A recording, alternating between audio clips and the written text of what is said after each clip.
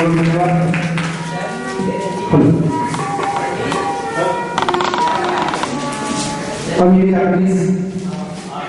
विकास चकिया की धरती ये बलिका इम्पॉर्टेंट ने बहुत बढ़िया सरस्वती वंदना गीत को प्रस्तुत किया। अब मैं चाहूंगा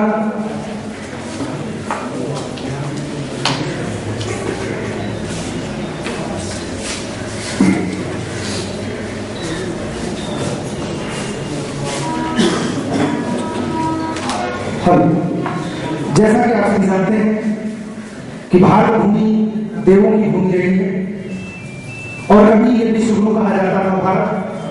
तो यहाँ की भारतीय संस्कृति है आपका स्वागत। इस कड़ी में एक स्वागत गीत, इसके बाद हमारे बीच आएंगे अवधेश कुमार यादव और संस्था के इसमें अपना परिचय बताएंगे। संस्था ने किन किन क्षेत्रों में योगदान दिया है, कार्य किया है। इसके बाद हमारे वक्ता बनाएंगे एक गीत के बाद, स्वागत गीत के बाद आदर का स्वागत। यह हमारी संस्कृति है। इस कड़ी में एक स्वागत गीत।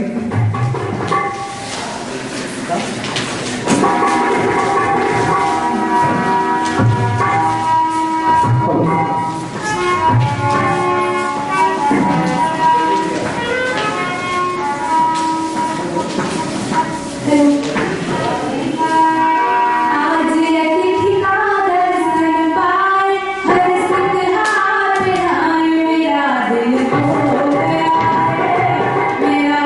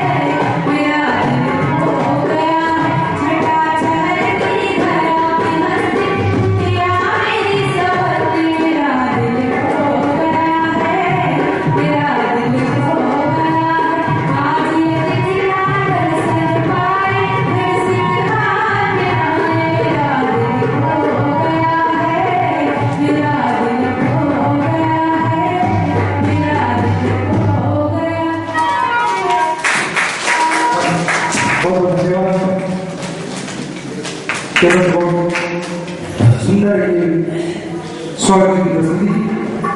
और ऐसा लगा कि हमारे बीच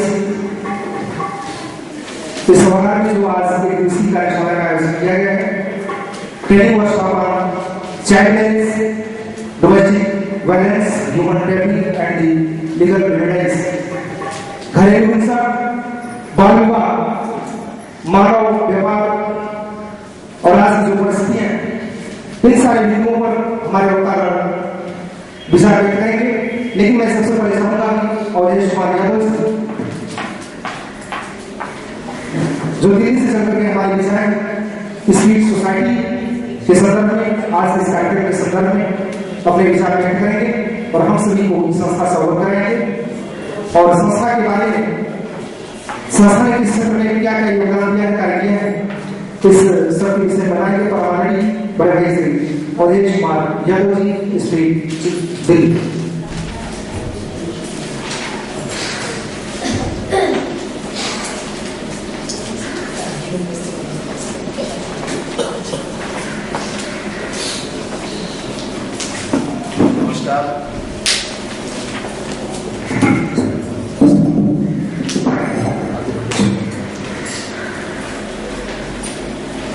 आज की कार्यशाला में आप सभी लोगों का स्वागत है।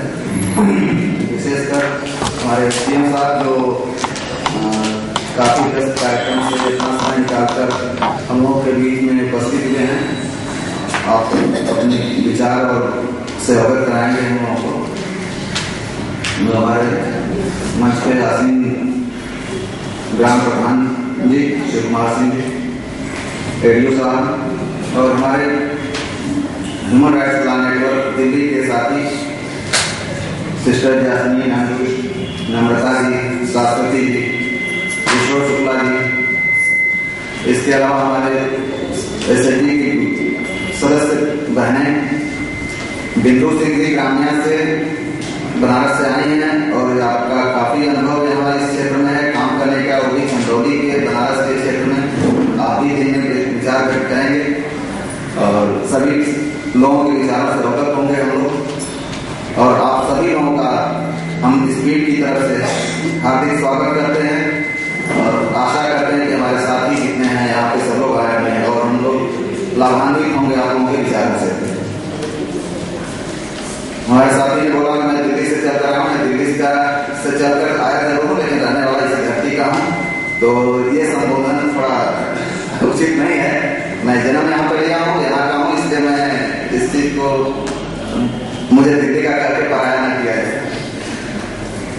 हम लोगों ने स्पीड का गठन किया था सन 2004 में। इसका 60 में हम लोग स्पीड बोलते हैं, पूरा नाम इसका society for participatory integrated development है। स्पीड बुलाने के लिए छोटा नाम जरूरत थी, इससे बुलाया गया। हम लोग कई मुद्दों पे काम करते हैं। स्पीड संस्था ज्योग्राफिकल एरिया के हिसाब से हम लोग यूपी में चंदौली के चहनिया ब्लॉक में काम कर रहे हैं और ये करीब 8-9 सालों से हम लोग काम कर रहे हैं। पीछे कई मुद्दों पे हमारे साथियों ने आप लोगों के बीच में गए भी होंगे। आंगनबाड़ी के मुद्दे को लेकर हम लोगों ने सोशल ऑडिट भी किया, नरेगा को लेकर भी कुछ किया, उस पर भी हम लोग स्टडी किए और जो रिकमेंडेशंस जो चीजें यहाँ से आई उसको हम लोग फोर्सेस नेटवर्क के तहत हम लोग आगे भी बढ़ाने का काम किए हैं। सरकार को जो रिकमेंडेशन जाती हैं उसमें जैसे चंदौली से हम लोगों ने ऐसे हम लोग 10-12 स्टेट से और लोग साथियों ने दिया था जो आगे बढ़ाने का काम किया गया। चाहे आंगनबाड़ी बहनों की जो समस्याएं हैं उन समस्याओं को लेकर, नरेगा में किस तरह का समस्याएं हैं उसको लेकर हम लोग आगे बढ़ाए हैं। अभी वर्तमान में हम लोग चहनिया ब्लॉक में DRDA के साथ मिलकर स्वयं सहायता समूह बनाने का और बैंक के साथ इंटीग्रेट का भी काम चल रहा है, जिसको हम लोगों का प्रयास है कि इसको हम लोग आगे लाइवलीहुड प्रमोशन से जोड़ें, जिससे बहनें जुड़ी हैं उनकी सेविंग तो हो, कुछ सामाजिक मुद्दों पर चर्चा भी हो समय समय पे, साथ में जीविकोपार्जन के लिए हम लोग क्या है और कर सकते हैं मिलकर, उसके ऊपर भी चर्चा होगी और काम करेंगे और लंबा काम करना है हम लोगों को साथ मिलकर। और HIV एड्स को लेकर हम लोग फ्री में टेस्टिंग और काउंसलिंग का भी रूटीन में चेकअप होता है। ये कोई बहुत होगा की बात नहीं है कि HIV एड्स का मुद्दे को लेकर, वो इसलिए कि अगर उस पर अवेयरनेस फैलाने की बात है। अगर बहुत सारे ऐसे साथी हैं जो बाहर जाते हैं आते हैं और बहुत सारी जन समस्याएं पड़ती हैं, तो उसको लेकर पहले समय रहते कोई जानकारी मिलती है तो जो प्रिकॉशन लिए जा सकते हैं और उसको लेकर इस वजह से इसको किया जा रहा है यहाँ पे। साथ में हम लोग वाराणसी के काशी विद्यापीठ ब्लॉक में भी बुनकरों के बच्चों के साथ भी काम कर रहे हैं। वहाँ से हमारे साथी आए हुए हैं हरी जी और दूसरे लोग, तो वहाँ पे हम लोग बुनकरों के बच्चों के साथ एजुकेशन और वोकेशनल ट्रेनिंग वगैरह का काम कर रहे हैं। और इसके साथ साथ दिल्ली में भी हम लोगों का काम है। दिल्ली में हम लोग 3 स्लम एरिया में काम कर रहे हैं, जहाँ पे हमारे कुछ सेल्फ हेल्प ग्रुप्स बने हुए हैं, वोकेशनल ट्रेनिंग करते हैं, जरी के ऊपर स्टिचिंग टेलरिंग कटिंग को लेकर, कंप्यूटर एजुकेशन को लेकर स्लम्स में चल रहे हैं। नाइट सेल्टर्स वगैरह को लेकर जो बेकार लोग हैं उनको सोने के लिए जगह नहीं है, सड़क पे सोते हैं, उनके सोने की व्यवस्था हम लोग वहाँ पर दिल्ली सरकार के सहयोग से वहाँ पे कर रहे हैं।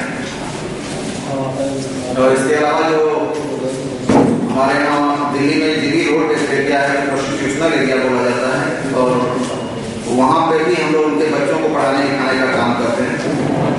और अभी दिल्ली सरकार के साथ मिलकर एक बड़े सेंटर और लोकल सेंटर का हम लोग वहाँ पे शुरुआत कर रहे हैं और आंगनबाड़ी भी उनके बच्चों के लिए शुरू की जा रही है।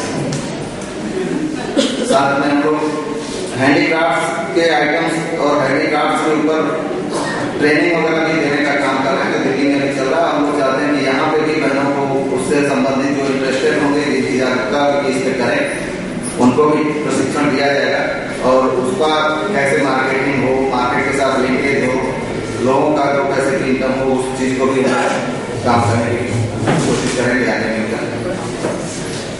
इस तरह से कुछ छोटे मुद्दे हैं, जैसे हम लोग बाल अधिकार के मुद्दे, महिलाओं के सशक्तिकरण का मुद्दा है, इस मुद्दे को लेकर हम लोग काम करें। स्वास्थ्य के मुद्दे पे भी जुड़े हुए हैं, तो सेक्टर्स कई हैं जिसमें हम लोग साथ मिलकर, अकेले नहीं लेकिन बहुत सारी संस्थाएं हैं जो देशी विदेशी सरकार के सहयोग से सबके साथ मिलकर हम लोग यहाँ पे काम कर रहे हैं 2 महीने में। और कोशिश है कि हम लोग यहाँ पे और काम बढ़ाएं, जहाँ पे अपनी मातृभूमि है, जहाँ से हम लोग करते हैं, यहाँ पे काम बढ़ाएं, लोगों के साथ लाभान्वित हों उस योजनाओं से, योजनाएं आप लोगों तक पहुँचे, इसके ऊपर प्रयास होगा हम लोगों का। आज की कार्यशाला का आयोजन बेसिकली इसलिए किया गया है कि ये जागरूकता का काम है। जो 3 मुद्दे हैं, बाल विवाह जो हम लोगों के घरों गांव में हो रही है, इसके क्या नुकसान है और इसके से संबंधित क्या क्या नियम कानून भी बने हैं, इसके ऊपर जागरूक करने की बात है। और इसके साथ साथ जो ट्रैफिकिंग है, मानव व्यापार है, उस मुद्दे को लेकर भी हम लोग चर्चा करेंगे, जिसको हम लोग आज की दिन भर की कार्यशाला में विभिन्न सत्र बनाए गए हैं। इन सत्रों में हमारे एक्सपर्ट यहाँ पे हैं आए थे दिल्ली से, और विश्व शुक्ला जी कानपुर से आए हैं जो वकालत और इस संगठित क्षेत्र में मुद्दों पर काफी समय से कई वर्षों से काम कर रहे हैं। मैं दिल्ली गया तो इनको देख के हम लोगों ने सीखा है यहाँ से काफी कुछ, और आज देख कर खुशी हो रही है कि कम से कम आप यहाँ पे आए हैं और हमारे यहाँ के हमारे क्षेत्र के लोगों को भी इससे लाभ मिलेगा, जानकारी मिलेगी। नम्रता जी हैं जो इलाहाबाद से आई हैं, हाईकोर्ट से, इनका भी योगदान मिलेगा। सिस्टर जैस्मीन है, शाश्वती जी हैं, ह्यूमन राइट्स प्लान नेटवर्क के हैं, जो पूरे ऑल ओवर इंडिया में ये लोग लॉ के इश्यूज पे, लीगल इश्यूज के जो वैधानिक मुद्दे हैं उन मुद्दों पर ये लोग काम करते हैं। और बहुत सारे गरीब और जो जरूरतमंद हैं उनके मुद्दों को लेकर खुद कोर्ट में जाते हैं, PIL डालना इन लोगों का, और उस मुद्दे को लेकर लड़ाई करना इन लोगों का वो है। तो उस मुद्दे उससे संबंधित ये लोग काफी यहाँ पे चर्चा होगी, हम लोग करेंगे चर्चा। मानव व्यापार जो ट्रैफिकिंग का मुद्दा है, इस मुद्दे को कहते हैं लोग नहीं है, लेकिन कुछ कुछ हमारे समाज में है जो कई गलतियों की वजह से उसको भी सावधानी बरतने की जरूरत होगी, हम लोगों को जागरूक होने की जरूरत होगी, और केवल अपने प्रति नहीं हमारे अपने आसपास के लोगों के प्रति भी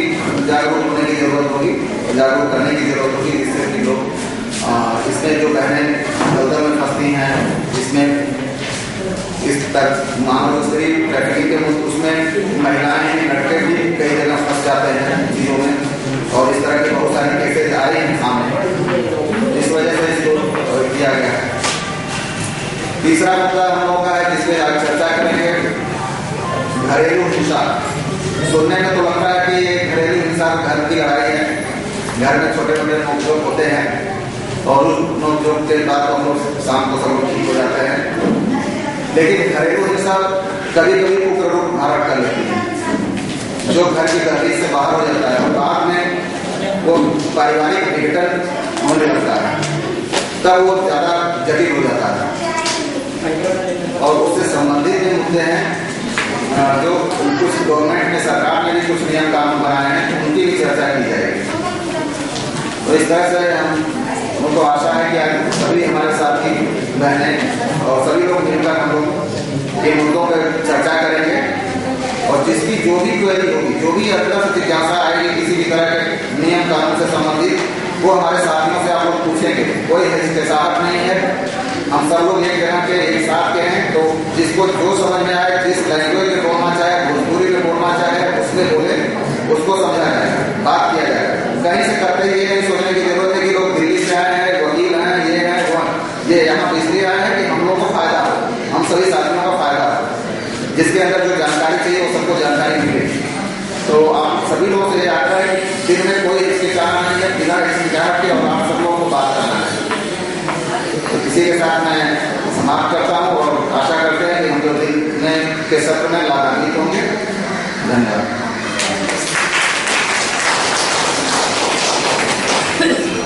बहुत धन्यवाद। आपने बहुत सारी चीजें संस्कार विषय होते हैं, और मैं समझा कि हमारे शाश्वती आप आए और हमें उद्बोधन करें। नमस्ते, धन्यवाद संजय, बहुत धन्यवाद संजय जी। आपने ये सुबह आपने बहुत सुंदर तरीके से was really organized very well. I don't remember it. Pathak, Bhima Pathak, right? बहुत ही अच्छा लगा आपका सुबह की शुरुआत, आपने बहुत सुंदर आपके गाने से शुरू किया। मेरा एक्चुअली हिंदी उतना अच्छा नहीं है, मैं खुद पश्चिम बंगाल से हूँ, तो मैं बंगाली हूँ बेसिकली, तो मैं हिंदी और थोड़ा सा इंग्लिश हो जाता है। तो हमारा जो ऑर्गेनाइजेशन है ये ह्यूमन राइट्स लॉ नेटवर्क है, ये 28 स्टेट्स में हमारा यूनिट है। तो हम बेसिकली बहुत इश्यूज में काम करते हैं, चाइल्ड इश्यूज में काम करते हैं, महिलाओं के बच्चों को लेके, महिलाओं को लेके, जेल के अंदर जो बंदी है उनको लेके। तो हमारा जो काम का एरिया है वो बहुत ह्यूज है। हम लोग विभिन्न इश्यूज को उठा के हम काम करते हैं, और हम कम्युनिटी लेवल में जाके काम करते हैं, अवेयरनेस कराते हैं, और एट द सेम टाइम हम लोग उसको लेके जहाँ पे कोई मुद्दा आ रहा है कि अगर कहीं खाने का, अगर राइट टू फूड का मान लीजिए, भोजन के अधिकार का अगर कहीं पे हनन हो रहा है, तो हम वो मुद्दे को लेके हम लोग जनहित याचिका बनाते हैं, और एक जो कलेक्टिव एक इम्पैक्ट हो, एक सबके लिए जो भलाई हो, उसी के लिए हम लीगल से मतलब कोर्ट में जाके हम काम करते हैं, और फिर हम लोग कोशिश करते हैं कि हम लोग का ऐसा ऑर्डर मिले जिससे सभी को एक साथ एक बेनिफिट हो, सभी का भला हो। यही हमारा मेन जो मोटिव यही है, यही हमारा मेन उद्देश्य है हमारे ऑर्गेनाइजेशन का।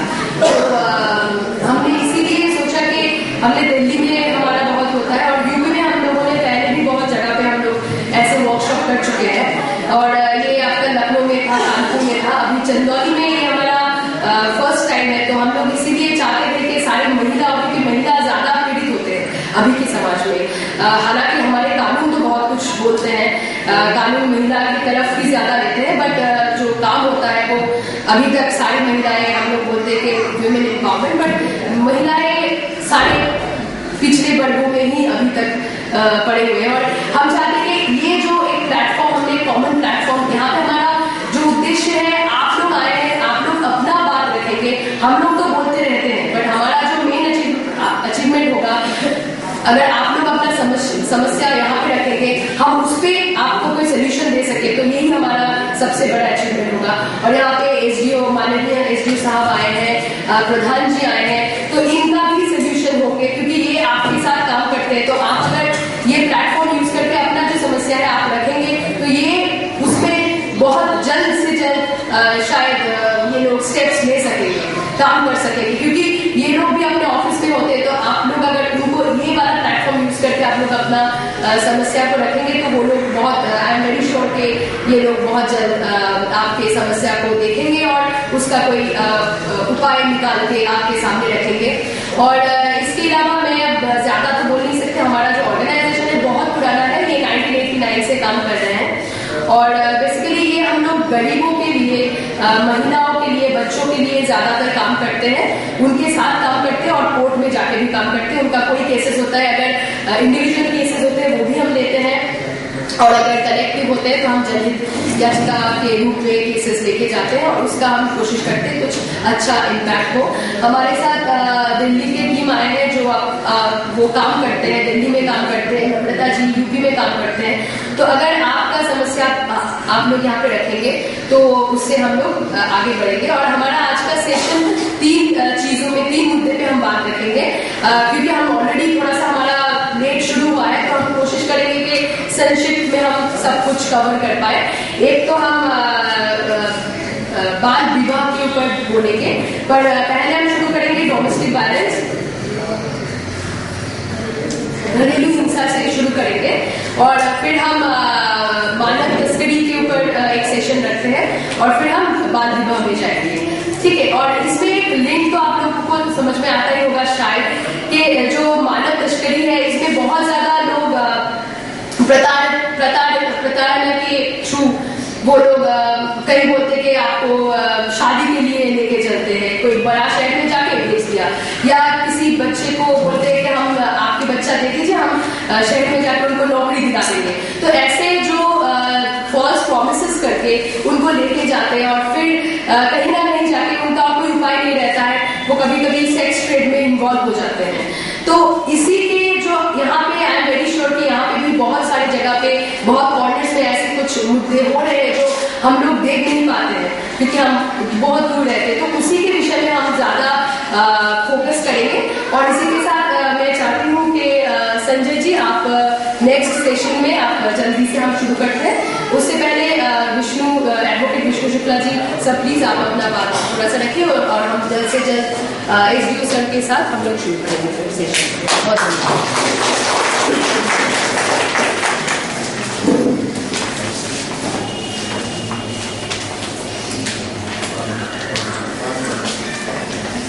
भाइयों,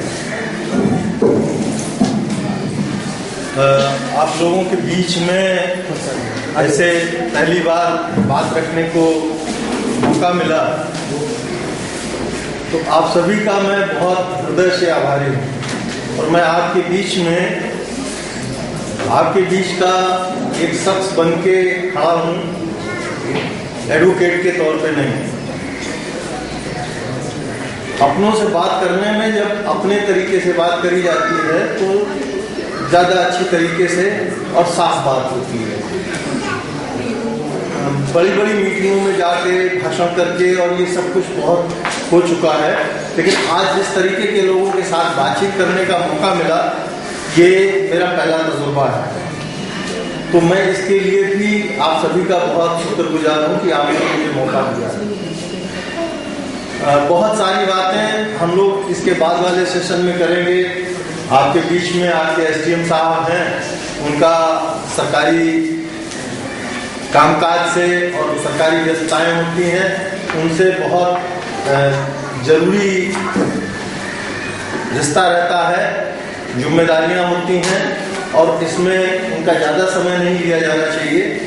मैं 2-3 बातें संक्षेप में आपके सामने जरूर रखना चाहूँगा। एक की कंसेप्ट पेपर, एक को शाश्वती ने बनाया। मैं शाश्वती को कहूँगा कि हम लोगों को थोड़ा सा, जब हम इस तरीके के लोगों के साथ बातचीत करते हैं, तो इसकी भाषा हिंदी रहे तो ज़्यादा ठीक है, या क्षेत्रीय भाषा हो तो बहुत अच्छा रहता है। इसमें बहुत गंभीर बातें, बहुत जरूरी बातें और बड़ी महत्वपूर्ण बातें लिखी हुई हैं। और उसमें सबसे अहम बात जो है वो ये है कि बहुत कम लोग, आप बहनें जानती होंगी, उत्तर प्रदेश में लगभग 58% बाल विवाह की दर है। और जो यूनिसेफ की रिपोर्ट है, ये मैं नहीं कह रहा हूँ, ये HRLN नहीं कह रही है, ये यूनिसेफ एक बड़ी संस्था है दुनिया की जो इस विषय पे काम करती है। और 58% का मतलब बहुत बड़ी है। आधे से जितनी भी शादियाँ होती हैं हमारे उत्तर प्रदेश में, खासतौर से ये जो दूर दराज के इलाके हैं, जो सभ्य और बड़ा ग्रामीण समाज अपने आप को मानते हैं, उन लोगों को अगर छोड़ दें तो ये मान के चलें कि लगभग 58% बाल विवाह सिर्फ उत्तर प्रदेश में हो रहे हैं। और ये कहना बहुत जरूरी होगा कि इस बात को बहुत सारी जगहों में हम सब लोग उसमें शामिल होते हैं, शरीक होते हैं, लेकिन हम सामाजिक लोक लाज के डर से कभी ये नहीं कहते कि ये गलत है। राजस्थान एक ऐसी जगह है जहाँ पे एक लेडी हुई भंवरी देवी, जिसने बहुत जुर्म सहे, बहुत बर्दाश्त किया और उसने बाल विवाह का वहाँ पर पूरा पुरजोर विरोध किया और उसको हर तरीके से प्रताड़ित किया गया।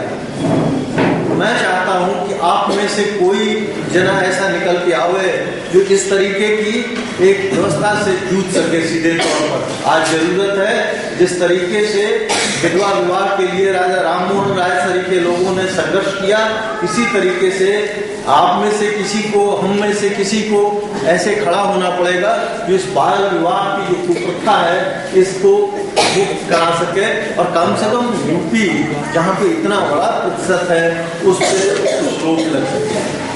दूसरी समस्या जो बताई गई देह व्यापार की, मानव तस्करी की, इस पे 2005 वो उस पे बना ये जो हमारा डोमेस्टिक वायलेंस पे कानून आया 2005 में। मैं उस पे देह व्यापार की बात आ गई थी, उस पे मैं कह रहा था, एक सुप्रीम कोर्ट ने एक फैसला दिया और मार्कंडे काटजू साहब बहुत अच्छे जाने माने मानवाधिकारों के प्रबल समर्थक जज रहे और पहले वो उन्होंने मुकदमा खारिज कर दिया।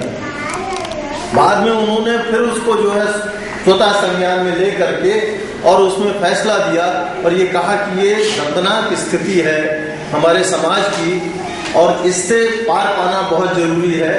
और उन्होंने अपना वो फैसला लिखते समय, इत्तेफाक से वो मुकदमा अभी भी चल रहा है, जस्टिस मार्कंडे काटजू और जस्टिस ज्ञानसुधा मिश्रा जी के हाथों से लिखा गया फैसला। और उसमें उन्होंने शुरुआत ही करी इस बात से, उन्होंने लिखा कि पिन्हा था दाम शक करीबे आशिया के, उठने ही न पाए थे कि गिरफ्तार हम हुए। एक ऐसी स्थिति हमारे समाज के अंदर बनती जा रही है कि जहां पर हम जितनी कोशिश करते हैं कि हमारे समाज में जो बेड़ियां हैं वो टूटें, बिखरें और लोग आजादी के साथ अपनी बात को कहें, हम पता ये चलता है कि उतने ही ज्यादा बंधनों में जकड़ते चले जा रहे हैं। अपने उस फैसले में उन्होंने बहुत सीधे और सरल तरीके से ये कहा कि आज की विडंबना ये है कि लोग जो सेक्स वर्कर्स हैं उनकी आलोचना बहुत करते हैं, उनको बहुत हाशिए पे ढकेलने की कोशिश करते हैं, लेकिन कोई ये समझने की कोशिश नहीं करता कि कोई भी महिला किसी भी सूरत में अपनी अस्मिता को किसी को सुखों नहीं समझती। वो गरीबी, वो मजबूरी, वो जो उसके ऊपर अत्याचार उत्पीड़न है, उसके कारण उसको ऐसा करने के लिए बाध्य होना पड़ता है। तो ऐसे में बहुत जरूरी है कि ये जो एक पुरुष सत्तात्मक सत्ता है, और मुझे खुशी है कि आज यहाँ इस सभागार में जो हमारा दूसरा पहलू है, जो हमारे समाज का दूसरा बड़ा हिस्सा है, बराबरी के हकदार हैं, उनकी संख्या किसी मायने में कम नहीं है बल्कि ज्यादा ही है। तो ये एक बहुत शुभ संकेत है। मुझे लगता है कि यहाँ से एक बहुत बड़ा सा संदेश जाएगा और ऐसा होगा कि कम से कम ये बनारस, चंदौली, यहाँ की जो धरती है, यहाँ पे महिलाओं के साथ उत्पीड़न का काम, महिलाओं के साथ हर तरीके का जो शोषण का काम है, उस तरीके की पद्धति के ऊपर रोक लगेगी। मैं बहुत ज़्यादा न कह के एक बात और कहना चाहूँगा जो हमारे इसी कंसेप्ट पेपर की ही है, और वो ये कि ये जो घरेलू हिंसा है इस पर कानून भी बन गया। और हमारे मुल्क की विडंबना ये है, मुझे कई बार बहुत जगहों पे ऐसे जाके कुछ बोलना पड़ता है, तो मैं आगे के सेशन में उन सारी बातों को रखूंगा। कानून कैसे बनते हैं वो एक बिल्कुल अलग बात है, लेकिन हमारे मुल्क में जो आम आदमी के लिए कानून बने हैं, उनमें ज्यादातर जो कानून बने हैं वो अंतर्राष्ट्रीय दबावों के चलते कानून बने। वो इसलिए कानून नहीं बने कि जिसकी वजह यह हो कि आपसे जाना गया हो कि आप किस तरीके से कानून चाहते हैं, आप क्या चाहते हैं, और उसके लिए कानून बने। जब जब हमारे मुल्क के हुक्मरानों के ऊपर बाहर का दबाव आता है, तब एक कानून वो बना देते हैं ताकि दुनिया के पैमाने पर उनकी इस मामले में छवि न खराब हो कि हिंदुस्तान ने एक ऐसा कानून भी नहीं बनाया। और कानून बनाने के बाद कानून बनाने वाले लोग सो जाते हैं। कानून की किताब वकीलों की अलमारी की शोभा बनती है। आप जैसे लोग जाते हैं अपनी गाढ़ी कमाई का, अपने बच्चों के पेट का पैसा काट के उन वकीलों को, अदालतों के जो कर्मचारी हैं उनको, उन सब के ऊपर खर्चा करते हैं। और फिर उसके बाद पता चलता है कि सालों साल मुकदमा चलने के बाद जो हाथ में आया वो कुछ ऐसा होता है कि बस आप संतोष कर लेते हैं कि हाँ आपको न्याय मिला, लेकिन ये न्याय के मिलने की जैसी बात नहीं होती। तो ऐसी बहुत सारी विसंगतियां हैं हमारे जीवन में। हम लोग इसके बाद के सेशन में इन सब विषयों पर बातचीत करेंगे और ये समझने की कोशिश करेंगे कि कानून है, ठीक है, अलग चीज है। ये जो संस्था का नाम भी इन्होंने दिया है, और मैं तो ये कहूंगा कि यहाँ पर एसडीएम साहब को बुरा नहीं लगना चाहिए। इस मुल्क में आप सभी लोग इस मुल्क के असली मालिक हैं, और जो दिल्ली और लखनऊ में बैठे लोग हैं वो आपके कर्मचारी लोग हैं, आपके मैनेजर हैं। आप उनसे सवाल जवाब करें कि आखिर उन्होंने ये सही काम किया तो कैसे किया, और ये गलत काम किया तो क्यों किया। लेकिन आज की तारीख में इसके ठीक उल्टा हो रहा है। जो हमारे मुल्क का मैनेजर, जो आपका कर्मचारी है, वो आपको बताता है कि आप ऐसे जिए, आप ऐसे ना जिए, आपको ये करना है, आपको ये नहीं करना है। वही सारी कुछ चीजें लकड़ी चला रहा है और आप उस लकड़ी के सहारे चले जा रहे हैं। और मालूम कैसे चले जा रहे हैं? हम सब लोग गांव की पृष्ठभूमि से आए हैं, और हम सब लोगों ने देखा है कि गांव में जो वो पहले ये चौपाए भेजे जाते थे, जो जानवर चराने के लिए जाते थे झुंड बना करके, तो उसको जो चरवाहा होता था वो एक छोटी सी लकड़ी से हाँकता हुआ चला जाता था। और वो जानवर इसलिए एक साथ चले जाते थे, एक ही दिशा में जाते थे, क्योंकि उनको वो पीछे जो चरवाहे का लड़का चला आ रहा है, चरवाहा चला आ रहा है, वो हाँकता चला आ रहा है।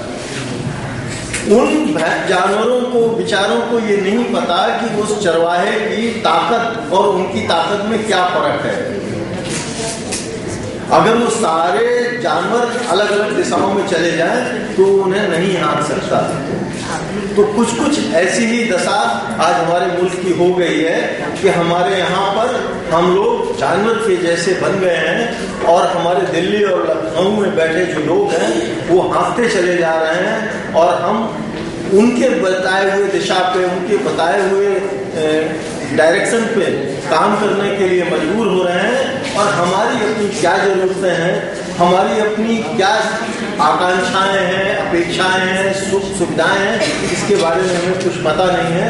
मैं आज आप लोगों से ये निवेदन करना चाहूँगा कि एक हम लोग ऐसे समाज की संरचना करें जहां हमारे द्वारा बनाए गए कानून हो, जहां इंसानियत सबसे ऊपर हो और बाकी सारी चीजें सबसे पीछे हो, कानून भी पीछे हो, इंसानियत के ऊपर कानून ना हो, कानून के ऊपर इंसानियत हो।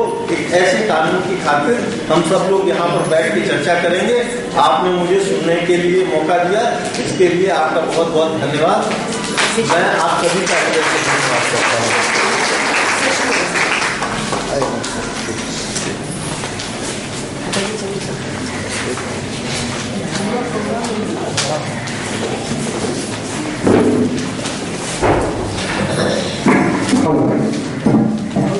बहुत बहुत धन्यवाद परम आदरणीय विष्णु शुक्ला जी। आपने बहुत अच्छी चीजें जेंडर और डोमेस्टिक वायलेंस जो होता है इसलिए तहरीक से धन्यवाद स्वागत करते हैं। और अभी भी हमारे बीच अमर उजाला हिंदुस्तान दैनिक जागरण तमाम न्यूज पेपरों के पत्रकार पधारे हैं। इस सभागार में इस संस्था की ओर से विकास चंद्रिया को सर आप सभी का तहरीक से धन्यवाद स्वागत करता हूँ। और मैं चाहूंगा विचारों की श्रृंखला में सिस्टर जैस्मीन जोस प्लीज कौन विशेष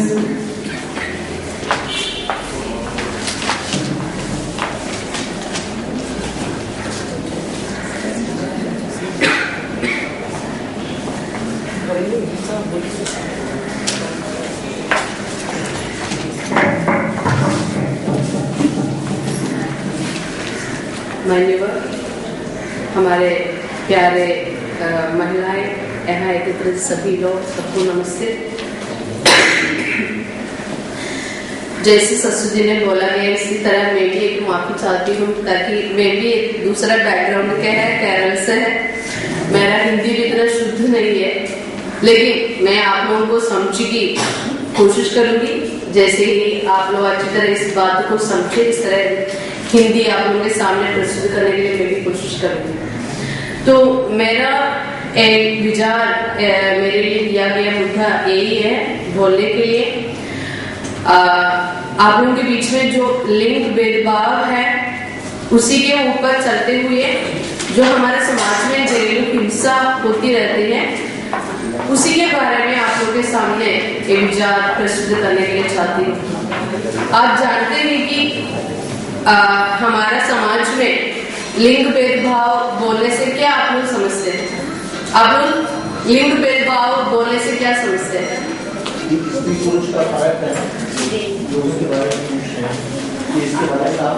आप बोल दीजिए क्या समझते हैं आप लोग लिंग भेदभाव बोलने से? महिलाएं हैं तो उनकी समस्या होती है, पुरुष लोग रहते हैं तो समाज उनका बात सुना जाता है और महिला और पुरुष में अंतर हो जाता है। अच्छा, हमारे ऐसे कुछ अंतर है महिला और पुरुष में हमारे समाज में, है ना? ये तो आप लोगों का बेसिक नॉलेज है इसके बारे में। तो मेरा बोले कि यही है, हमारा देश हमारा हिंदी बोली में हम इसको लिंग बोला जाता है। इंग्लिश में हम दो शब्द हैं, इसको कॉन्सेप्ट आप अच्छी तरह समझना है, सेक्स और जेंडर। सेक्स और जेंडर में एक दो शब्द हैं इंग्लिश में, और दो शब्द हम हिंदी में एक ही शब्द में बोला जाते हैं लिंग। लेकिन दोनों में फर्क है, ये समझना है इसको क्या फर्क है। सेक्स क्या माने क्या होती है? हम स्कूलों में बच्चों की भर्ती करने जाते हैं, नहीं? तो क्या उसमें एक है बच्चों की सेक्स क्या है ना, बच्चों की लिंग क्या है? बेटा है, बेटी है, लड़का है, लड़की है ना? तो आप लोग बच्चे की सेक्स लिखते हैं, इधर फीमेल और मेल ना, लड़का या लड़की लिखते हैं। तो इसको क्या हम बोलते हैं? इसका सूत्र क्या है बच्चे की सेक्स क्या है? बच्चा लड़का या लड़की है। तो शारीरिक रूप में पुरुष और स्त्री को पहचानने के लिए हम अलग पहचान सकते हैं इसकी शारीरिक रूप से क्या होती है विभिन्नता है। हमें केवल मानव जाति में है क्या ये बात? पेड़ पौधों में भी है, अलग है, नारी और नर है, और जानवरों में भी है, फर्क है। तो ये हम समझते हैं कुदरती भी है, ईश्वर ने दिया वाला है। तो जो बायोलॉजिकली जो जैविक रूप में शारीरिक रूप में जो अंदर है पुरुष और स्त्री में, लड़का और लड़की में, मादा और नर में एक कुदरती है। लेकिन जब अभी हम अहम बोलने वाले जो कॉन्सेप्ट है जेंडर और लिंग, हम हिंदी में बोलते हैं इस क्या है, ये हम समझते जेंडर क्या है। तो इस कॉन्सेप्ट एक तरह पे सामूहिक रूप में और सोशियोलॉजिकल और कल्चरल रूप में एक सोच है, माने हमारा संस्कृति हमें दिया वाले एक विचारधारा है जेंडर। वो क्या है हम जरा समझे। आप लोग अच्छा औरत और अच्छी लड़की के बारे में क्या विचार है आप लोगों के मन में? एक अच्छी औरत कैसे होना चाहिए? औरत को भी अपने घर परिवार को अच्छा तरह से संभाले, अच्छा या इसकी बोल दीजिए। और बच्चे हो तो उनको पढ़ाएं लिखाएं, लड़की हो तो बराबर लड़का और लड़की में अंतर न रखें, उनको अच्छी तरह से शिक्षा दें। आप और अलग रूप में बोल रही है। तो इसकी एक अच्छी औरत अगर आपके घर में एक बहू शादी करके आ रही है, ठीक है, तो आप उनसे क्या विचार है आप उनका? आप वो कैसे वेशभूष करना है और कैसे आचरण करना है, आप कैसे सोचते हैं? और बहू है तो घूंघट डालना है नहीं? अगर कोई बहू घूंघट के बिना आपकी नए शादी करके आए चलते फिरते तो आप लोग क्या बोलेंगे? और बहू भी कहती है जैसे जयमाल को शादी हो रही है तो जब हम समाज की घूंघट खोल दी तो अपने यहाँ घर पर अपना घूंघट डालें। तो अच्छी औरत की सोच तो यही है कि सबके सर ढके हैं मतलब अच्छी औरत है, या सर नंगा है मतलब गंदी औरत है। या ये देखो तो मुंह खोली है भट्टा जैसा मुंह खोली है, स्पष्ट बात ये है। अच्छी औरत है, सारी अच्छी औरतें थोड़ा बिगड़ी हुई हैं फिर भी अच्छी है क्योंकि सर ढके हुए हैं, बाकायदा सिंदूर सहित लिबास लगाए हुए सज बज के हैं।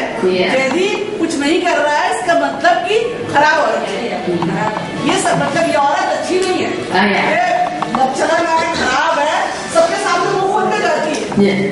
तो ये हमारे ज्यादातर गांव के इलाके में यही सोचे हैं हमारा भेदभाव अच्छे होने के लिए तो घूंघट डालना है, पूरा चूड़िया पहनना है, बाल तो सही लंबा सा होना चाहिए, शॉर्ट बाल तो अच्छा नहीं लगते। और कोई ऐसे लड़की और शादीशुदा भेदभाव हमारे घर में जीन शॉर्ट पहन के आ गए तो कैसे लगेगा आप लोगों को? है कोई पसंद नहीं करते हैं नहीं? तो ये एक सोच है हमारा। और क्या पहनाव के रूप में और व्यवहार के रूप में वो करना क्या चाहते हैं आप लोग? औरत क्या करना चाहते हैं? ओ एक सही औरत बाव क्या करना चाहते हैं आप लोग? आपका विचार क्या है? घर में और घर का काम का गृहिणी है तो घर का काम तो करना करेगी। या सुबह उठना है, नहाना धोना है, चाय बड़ों के लिए चाय पिलाना है और घर के लिए खाना बनाना है और घर का पूरा काम संभालना है, पड़ोस में ना जाना है, इधर उधर ना देखना है, ना बैठना है, घर को माने घर का सारा काम करना है। और बाहर थोड़ी देर जाए घूमे फिरे तो हम इसके लिए अच्छा नहीं मानेंगे। तो इस तरह की इसकी व्यवहार के लिए, इसकी पोषण के लिए, उसकी जो भी तरीका है उसके लिए हमारे अंदर सबके अंदर एक विचार है औरत कैसी होना चाहिए, इस तरह की पुरुष आदमी कैसे होना चाहिए वो भी विचार हमारे अंदर है। वो क्या हो आप जरा बताइए, आप लोग अच्छा बोल सकते हैं। एक पुरुष कैसे व्यवहार करना है समाज में, परिवार में, आपका क्या विचार है?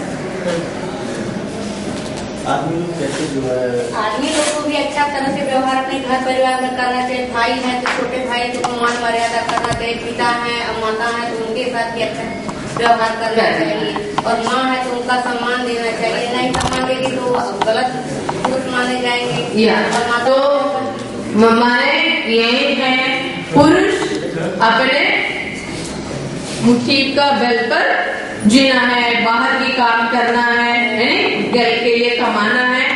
और अगर कोई ऐसी बात है तो इतना इमोशनली होना है। कोई आदमी औरत जैसे रोना स्वीकार करते हैं समाज में? नहीं, आदमी तो रोना नहीं चाहिए। आदमी तो दुख आ गए तो भी रोना नहीं चाहिए। रोना किसकी काम है? औरत की काम है। औरत जैसे आदमी रोना नहीं है तो आदमी का योग खूबी नष्ट हो जाता है, आदमी ना होते हैं बोलने। इस तरह के हमारे समाज में बहुत तरीके में कैसे पोषण करना है, कैसे व्यवहार करना है, हमारे अंदर बहुत सोच है दोनों के प्रति।